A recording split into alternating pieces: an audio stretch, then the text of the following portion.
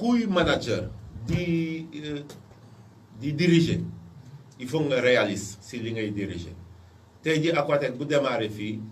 ak 2 ans 3 ans Aquatech bu mun gañ xaalis dërëm mun gañ day perte xaalis c'est ça la réalité et ça fait partie du business le contrat est de 10 ans bu dee da ngay perte xaalis 3 ans gagner xaalis 7 ans je pense que c'est un bénéfice mais aujourd'hui li ñu fekk si kii bi pendant 2 ans 3 ans duñu xaalis donc li ñu intéressé mooy c'est pour ça d'ailleurs que am na matuwaay yoo xam ne yu bare jël ñu ko concernant les coupures hein, on a essayé d'être sénégalais jusqu'au bout ñu ne dañ bu ñu ngi soog a egsi nañ def nank nañ def yëpp si xel ak tey le problème des ASIFO c'est très facile à régler à partir du moment où l'association à but non lucratif ASIFOR amatul légalité existé tul kayit boo bind si en-tête du ASIFOR bi tooñ nga yoon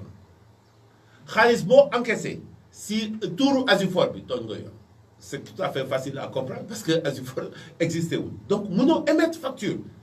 mënoo émettre bon de coupure mënoo encaisser xaalis donc ça déjà c'est un problème de légalité de justice moi je suis pas justicier je suis privé je suis dans l'hydraulique je m'occupe pas de ça il y a des gens qui vont s'occuper de ça donc ça c'est très important beneen bi si am c'est que de façon globale il y a des sites qui ont fait des passations ñu dem ba si biir je l'ai dit tout à l'heure li leen dérangé woon xëy na mooy maanaam bilan bi nañu dem ba si biir ne ñu jox signé nañu passation yi mais bu ñu defee passation yi il faut ñu def bilan juste benn anecdote fii à Ngat dem naa fa ak préfet sous-préfet def benn réunion ça s'est bien passé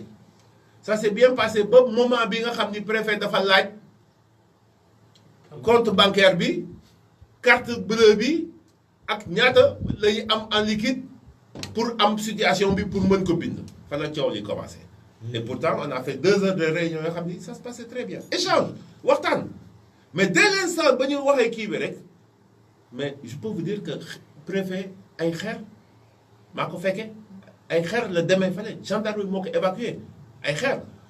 mais là c'est possible parce que ñaari gendarme ñoo fa nekkoon mais bu amee benn escouade gendarme xeer yi du dal donc c'est pour vous dire que problème bi on sait exactement fan la nekk mais ñun on reste toujours dans nos cadres de société privée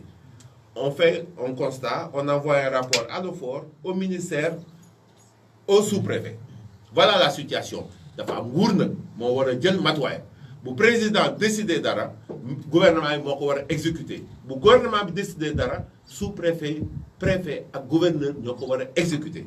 donc on les laisse faire leur travail à chacun son travail et ñun on est en attente que bu situation bi réglé ñu wax ñu mais jàpp naa ni si li ma gisagum depuis la fin des élections nguur bi jóg na. d'accord te dina am ñoo xam ni malheureusement. rapidement ba la ñu dem journal. voilà donc wax nga ko léegi ak société bi parce que ñu ci bëri argument yi ñuy joxe mooy maanaam forage bi def na lii ci société ba def na lii ci société bi est-ce que mën na noo xaar yi tamit yéen en tant que entreprise ngeen di def loolu ñuy wax RSE responsabilité sociétale de l'entreprise. ah bien sûr mais loolu dama ko bëgg sax parce que yàgg naa ko wax te man RSE bi li ma si njëkk a intéressé mooy du côté sportif et éducation. parce que je suis un ancien sportif donc foofu dinaa yàgg naa ko communiquer kenn ñaanu ma ko man maa ko wax donc laaj naa ko mais encore une fois le RSE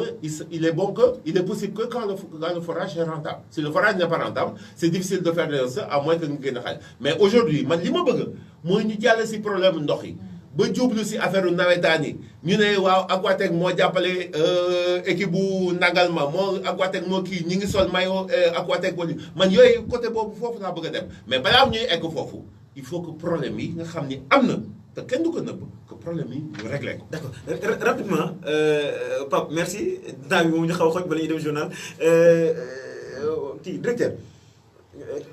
maanaam lan nga ñu mën a wax comme app boo xam te bu ñu ci àggee jafe-jafe yi ñuy nemmeeku ci wàllu ndox yëpp dina jeex tàkk. ah c'est une très bonne question Doudou je vais te dire sincèrement ñi ngi dem ci deuxième phase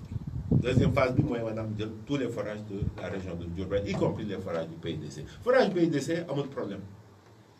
tey jii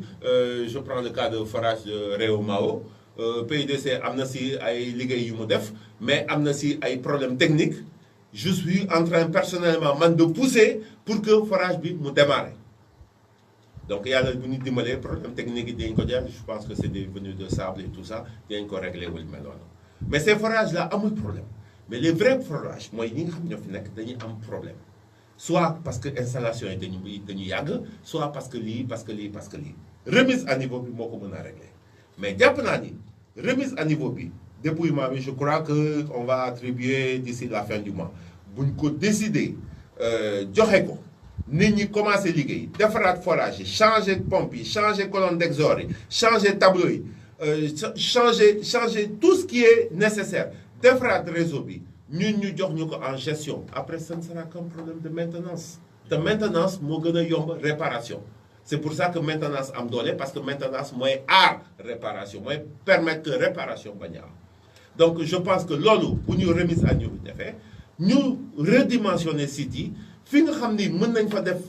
installation solaire ñu def fa installation solaire mais je pense que boobaa askan bi day kii léegi contrat bi 10 ans la 1 an bu amee jafe-jafe alhamdulilah bu dee 9 ans yi amul jafe-jafe moo gën 9 ans yi moo am jafe-jafe 1 an yi moo bañ am problème donc maa ngi ñaan askan bi ñu comprendre